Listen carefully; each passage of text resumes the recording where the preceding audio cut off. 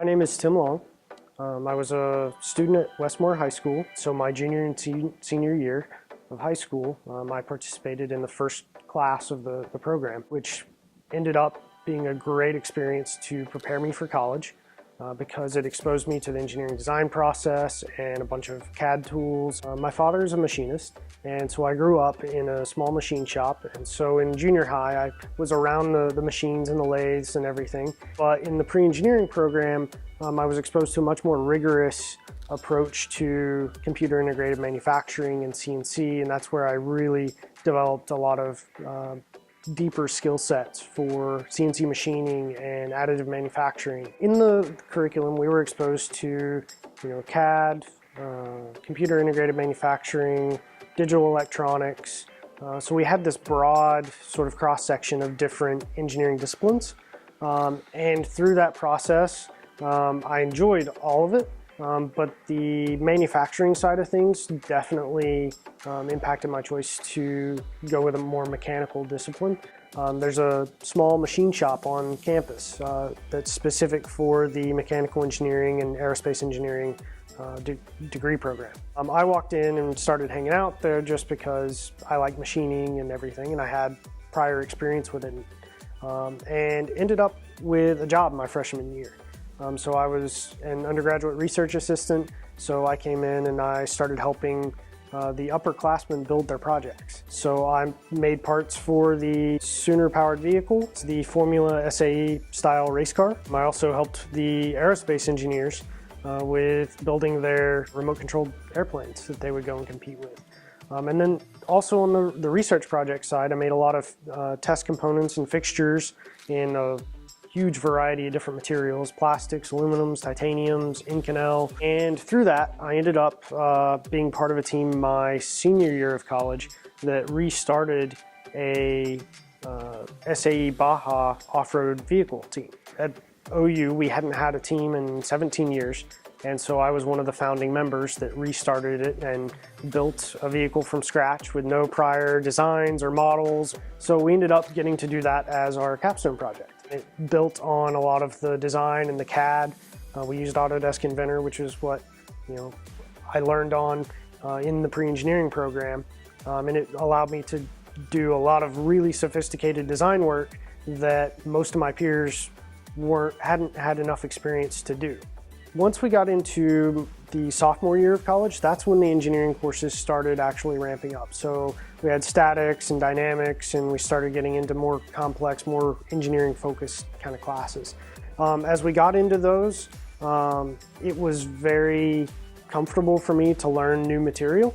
I didn't spend as much time as a lot of my peers on figuring out like study habits and how to study and how to approach new things, especially projects. I loved working on projects because we had so many projects in the pre-engineering program that it was a very routine, normal experience. I ended up discovering that there was an accelerated master's program in mechanical engineering.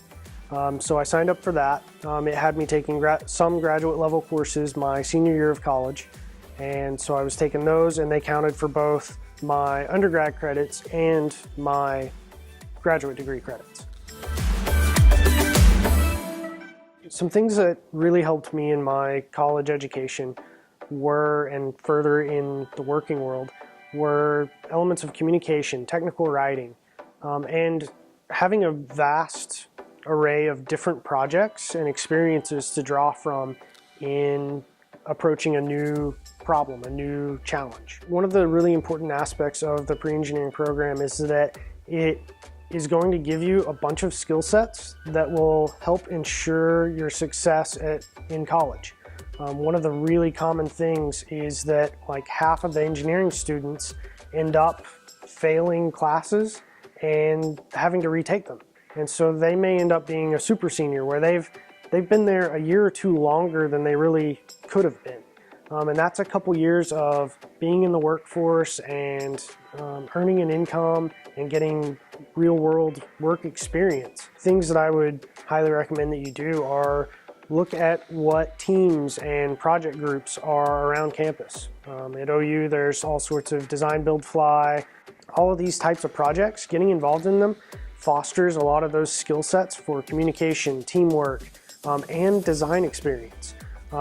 The ability to go to class and be excited because you just learned how to apply Moore's circle and understand the stress-strain relationship in the chassis of the vehicle that you're designing and building helps to elevate and connect what you're learning in class to the real world and how you're actually going to apply it. A degree in engineering is not going to be easy, especially in your really hard science engineering degrees like mechanical engineering, chemical, industrial, aerospace, even the computer science degrees now are getting really challenging.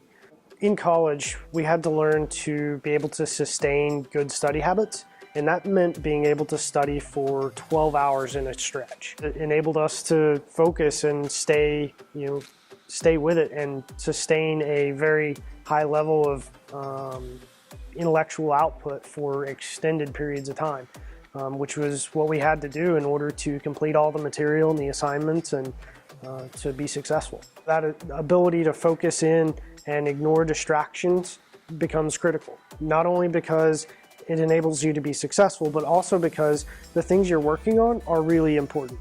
You're working on systems that may be under thousands of PSI of pressure, and there's a safety hazard there. If you screw up a design calculation, it can have some very real implications to bridges falling, to pipelines exploding, to tanks, leaking. So you have to be very diligent and have to have a very sustained intellectual input, because you start getting tired, you start getting unfocused, you start losing your grasp on what you're doing and not paying attention, and those mistakes can be a really big deal. In college, I woke up at 6 a.m. and I started studying before work, and then I worked in the student machine shop, and I was either in class or at work until 6 or 7 at night, and then I would start homework, and I would work on homework for usually until I passed out, 2 a.m. or whatever, and then I would get a few hours of sleep, and then I would start it all over again. The classes got so hard that professors would issue a take-home test and give us a week to do it and tell us that you can even work together. There would be 6 questions, and I might turn in an attempt at 2 of them and leave the others blank because the problems were that challenging. Even with all of us working together, even with all of our resources at our disposal to try to solve these problems, they were that challenging. I had one class, Computational Methods in Structural Design, that I was spending 40 hours per week on that one class's homework. And I had 3 other classes. So the amount of time and effort and energy that goes into studying and doing well in these courses is not trivial. I was in a meeting just in the past week or so with a bunch of major employers of engineers in the state of Oklahoma. And right now, they're currently hiring something like 4 times more engineers than the state of Oklahoma produces. So they're bringing in engineers from out of state. So having an engineering degree locally, you're already at an advantage. My first job out of college was at a small oil services company.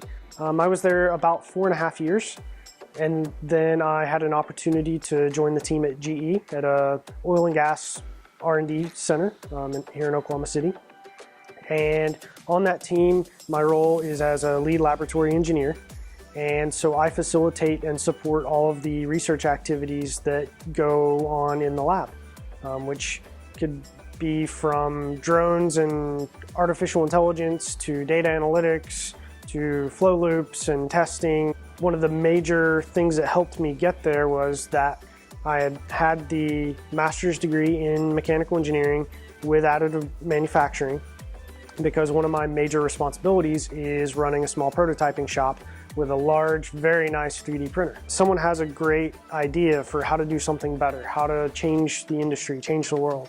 And then I love to be able to come in and see that vision and get inspired by it, and then start breaking it down into manageable chunks and figuring out how we can actually make it a reality. I'm pretty excited about my job.